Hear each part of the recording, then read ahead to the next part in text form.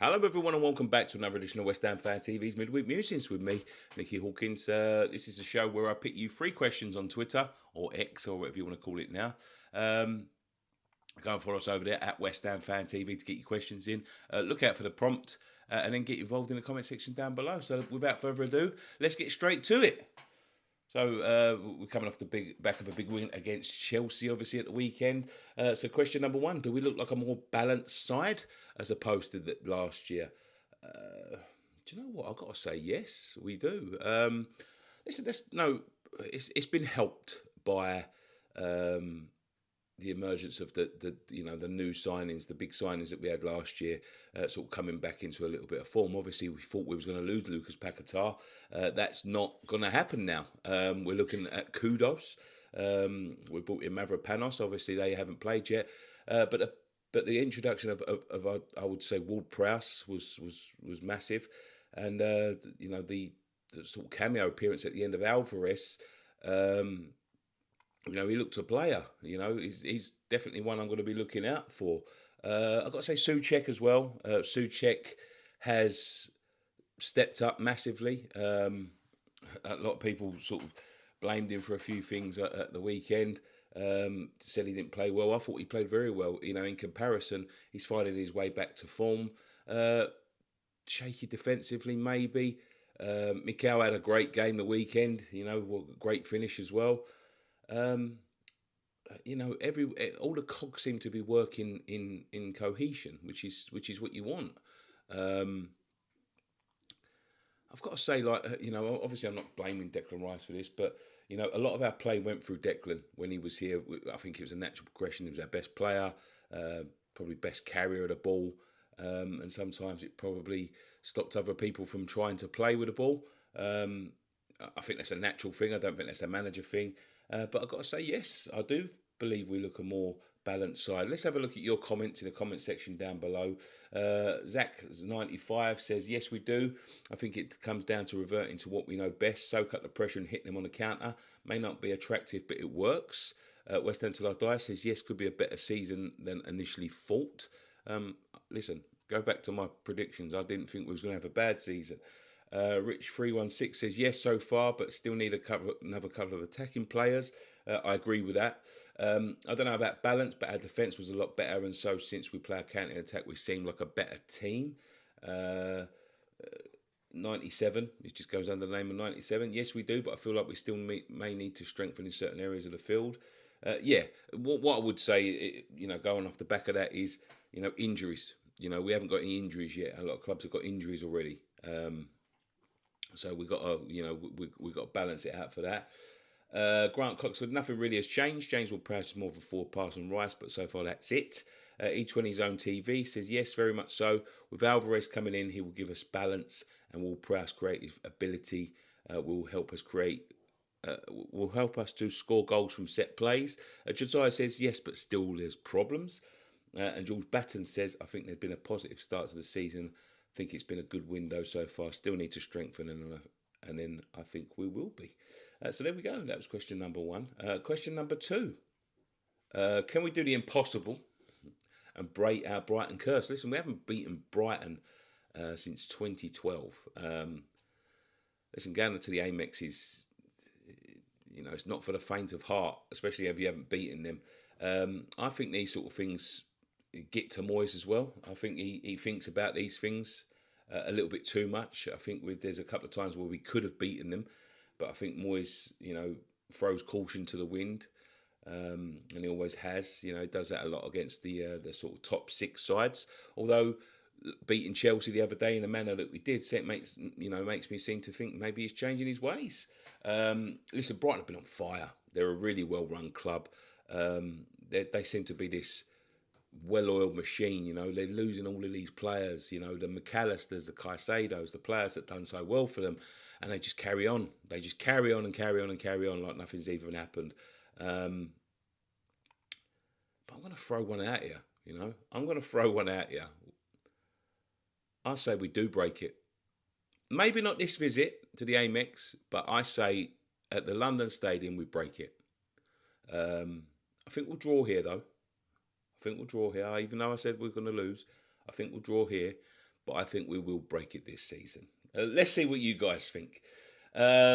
Unfortunately, I don't think so, says ZS. The amount of times our midfield got opened up by Chelsea and we were lucky, their end product was poor. Brighton's attack, on the other hand, Mitoma is on fire. If we'd gotten Kudus and another striker in, I would have said yes. However, with the news of Paqueta staying, I reckon he'll want to prove his worth to us and put in a show. Whether everyone else turns up, we'll see. But I fancy us on the counter, says 97. Ollie Jonas says, hope so, but I honestly can't see it. Would take a draw right now. Sam Gurridge says, fingers crossed. That's not really answering the question, Sam. Come on, go out on a limb. With Ariel saving a penalty, anything is possible, says West Ham till I die. Grant Coxford just put a laughing emoji. Grant, come on, man. Rich 316 says unlikely. Tom WHC says no. JDWHU says, can we? ? Yes. Will we? ? We can pray. E20 Zone Van Z, bank a draw. I feel we can be a lot harder to beat now and definitely can get at least a point. Sandy Rock and Roll says it's our year. And Josiah says hopefully.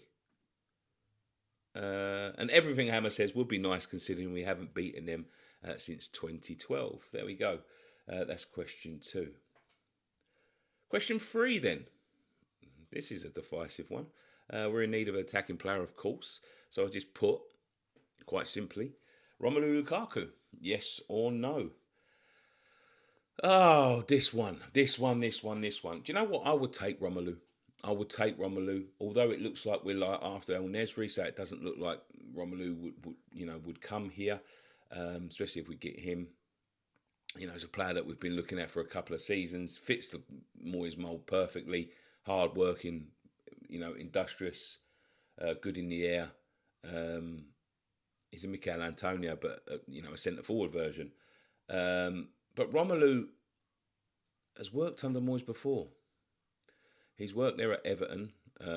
He knows what it's all about. Moyes knows what it's all about. And I would take him.